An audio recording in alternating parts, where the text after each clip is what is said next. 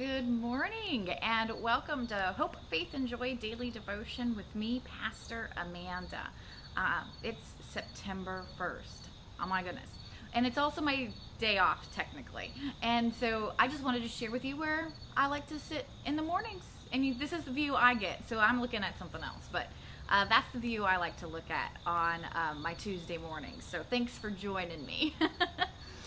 We're looking at chapter 7 of the Gospel of John. And of course, the Gospel writer just packs in everything the writer can in this chapter. And it begins with Jesus' own brothers questioning what Jesus is doing. And they're like, you need to be showing more signs in public. You shouldn't be doing this in secret. And then Jesus is like, it's not my time. It's not my time yet. So I think that's really important. If you think about leaders in the church or about anytime we have a new idea, a new program, a new ministry, something that comes up, that we need to spend time in prayer about it. And there to be thought put into it, planning, preparation. Prayer was the first one, and the last one too. And that you can't just jump into things, but also think about it, because there needs to be a lot of work that's so-called done in secret, and that's the planning and preparing and getting others to come along and everything that's required. And Jesus is aware of that. In his own ministry, there is a time for everything, and we need to be the same way that Jesus is, and when we prepare for new ministries in our churches, and when we participate in our lives too. When you just get this idea, oh, I want to do this, yeah, as long as the planning's gone into it, it's a yes. But if you haven't thought it through, you need to still think about it some more. So anyways, Jesus still goes on to this festival of booths, but he's in so-called secret, though, you know, he does struggle. He does find himself in the temple teaching anyways. Like he can't help but teach. Like that's just naturally who he is. And of course he gets questioned again. He gets questioned because they're like, you haven't been officially taught by us, and yet you're accurate. Like, how is that? And of course, Jesus' response is, because what I'm teaching doesn't come from human teachings, it comes directly from God. And it's about God, and it's for God. And anybody who's preaching differently or teaching differently than that is not of God. And so he kind of challenges them. And of course, they like being challenged. So this section kind of continues on with their banter back and forth, you know, about you've gotten all this stuff from Moses, but you're not really living into all of that, and it's not doing you any good. And he's like, you're willing to circumcise somebody on Sabbath, but you're not willing for me to heal their whole body.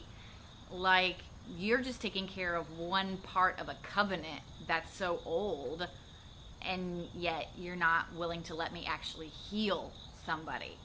And so he just kind of calls them on their hypocrisy. And of course, doesn't make them happy, but they're not ready to act quite yet either. So as he continues on, the people in Jerusalem recognize that the scribes and Pharisees aren't like taking Jesus away immediately. And so there's this question, well, is he the Messiah? There's a lot of things about him that look like the Messiah, but not everything that we expect out of the Messiah.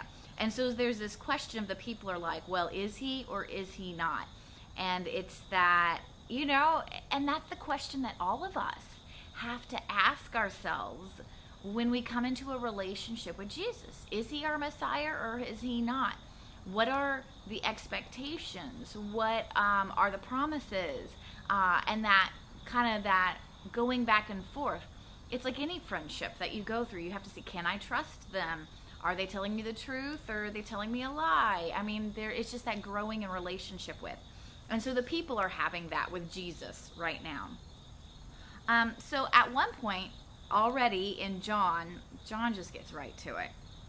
There's these officers or police of the temple that do come to arrest Jesus, but he kind of goes into this questioning again. He baffles their minds because he's like, well, I'm going to go to a place where you can't find me or you can't follow me. And they're like, what is he talking about? Is he going somewhere in Greece? Like, where is he going? And of course, Jesus is talking about going to heaven. And so they're just kind of befuddled by him. That's the best. They're befuddled by him. And so they honestly, it says nothing happens. Nothing happens. They just have this conversation. And then, Jesus has this little moment where he tells people, if you are thirsty, I can provide the living water. And he said this interesting thing in verse 39. Now he said this about the Spirit, which believers in him were to receive, for as yet there was no Spirit. Jesus was not yet glorified. So we see that Jesus is already setting up his disciples to know that the advocate's going to come for them after his resurrection, but they weren't going to experience that Spirit until his resurrection. And that's who we have. Like, this is speaking of to who we have as our guide, our mentor, our comforter, our encourager, is the Spirit. We physically don't get to have Jesus in our presence, but we've been promised the Spirit. And when we engage with the Trinity, most often we're being motivated by the Spirit. And so it's just this beautiful moment where we're getting a promise told to us right here. And so then, of course, as conversation happens, there's a division of who, like, is this the Messiah? Could he really be the son of David? But nobody comes out of Galilee that's supposed to be a Messiah. I mean, there's just all this back and forth about what is the Messiah supposed to be. And so it continues on with that, and it ends. This chapter ends with Nicodemus, who's already spoken to Jesus back in chapter 3. He kind of puts his neck out there, and in one of the meetings that he's having, he says, our law does not judge people without first giving them a hearing to find out what they are doing. Does it? So he's kind of saying, like, this is the way we do things, and we're not following. Sorry about that. We're not following that. And what goes on is that they kind of just come back like, well, we just know that nobody good comes out of Galilee.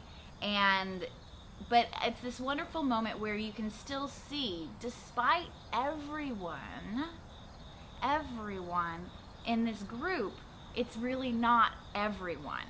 But the majority is kind of ruling, or, right now. But people are trying to give Jesus the benefit of the doubt. So we can't just hold the whole group all at once. And I think that's important for us to remember about stereotypes and generalizations.